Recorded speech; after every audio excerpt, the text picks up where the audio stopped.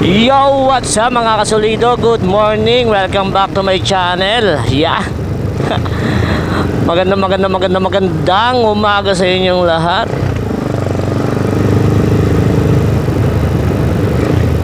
Tapos na naman yung isang buong gabi, no? Kasi GY ship ako, guys. Tapos na yung isang buong araw na duty natin sa trabaho. So, going back home. Time check po tayo. Ang oras po natin ay... Anong oras na? Wait, hindi ko makita. Oras po natin ay 6:23 AM. Yan. Sarado na naman ang Ayala kasi may nagbabike na naman doon sa buong Ayala. So, pauwi na tayo, guys.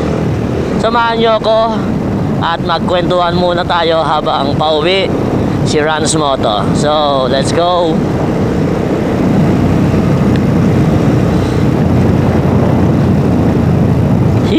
Kapagod, kaantok. Ano kayang pakiramdam ng GY ship, no?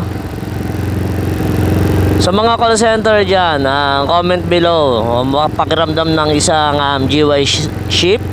Ang oras ng duty is panggabi hanggang gantong oras. Yung iba mga hanggang alas 5. Yan sa mga call center. Mga call center lang makakasagot nito katanungan ko. Ano ang feeling ng isang GY ship, guys? Sa mga GY ship ang duty like call center, sa mga ibang trabaho dyan na panggabi. Comment below sa ating video. Kasi syempre yan, usapang GY tayo kasi mahirap umuwi na nagdadrive ng mga motor. Pag pauwi is pag inabot na tayo ng umaga, di ba? Syempre kasi yung sinag ng araw, yung hangin sa mata is mahapdi. Kaya minsan talagang pag inabot tayo ng liwanag at inabot tayo ng umaga, mahirap bumiyahe. Hindi basta-basta. Kaya guys, sa mga GY ship dyan na nagmomotor, ingat-ingat po tayo. Kailangan din natin syempre yung itong windshield ng ating helmet. Kasi syempre para iwas sa hangin. Katulad nito, masyadong malakas ang hangin, mahapdi sa mata, di ba? Kaya ngayon gagawin natin, pag medyo kailangan natin mabato. Yan. So let's go. Sarap, di ba? Ang sarap mag-drive nang hindi tinatamaan ng hangin yung ating mata kasi syempre mas safe. Kaya kailangan pag mga GY ship kayo, kailangan nyo magsuot ng helmet na may windshield. Dahil para din sa inyong kaligtasan. Nga pala na itono ko na nga pala yung ating GPR Explorer kasi 'di ba nung inayos ko to nung general PMS natin tong aking motor ay 'di ba yung yung ginamit ko siya, hindi ko man naipakita sa inyo yung pasunod-sunod na ginawa ko kasi nga yun nalobat yung ating GoPro. Kaya pinakita ko na lang sa inyo nung naibiyahe ko na pauwi. 'Di ba medyo may konting nagba-backfire siya. Kaya na-adjust ko, napakaganda manakbo at wala na siyang backfire.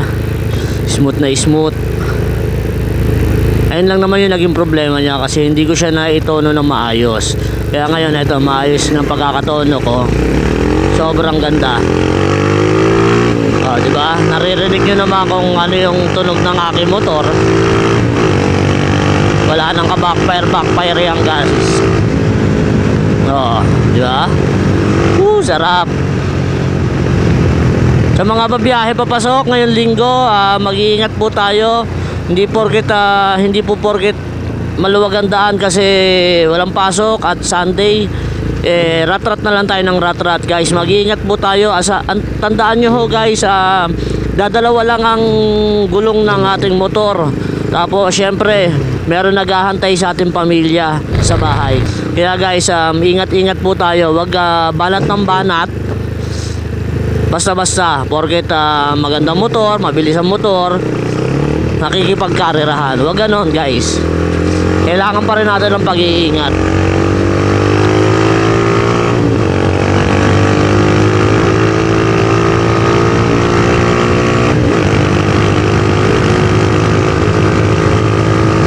Sarap.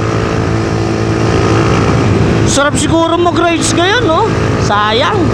Kaya lang talagang hindi tayo pwede mag-rides kasi panggabi.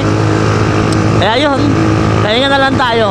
Uwi tayo kasi mamayang gabi, pasok na naman. Maraming salamat sa inyo guys sa mga pagsuporta nyo. Sa mga nagpapa-shoutout dyan, kung sino man kayo, shoutout sa inyong lahat. Hindi ko na kayo may isa-isa kasi syempre hindi natin nababasa at hindi natin napupukusan yung mga comments natin sa ating YouTube channel at saka sa Facebook page. Kaya sa mga nagko-comment at saka nagpapa-shoutout sa akin, guys, kilala nyo na kung sino kayo. Shoutout po sa inyo.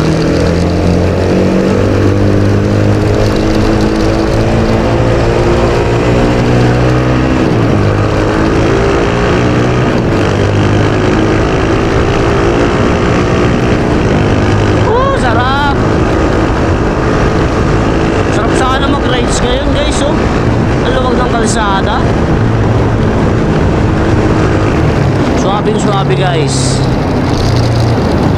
napakasarap na rin. So yan guys, hanggang dito na lang. So maraming salamat. Peace out.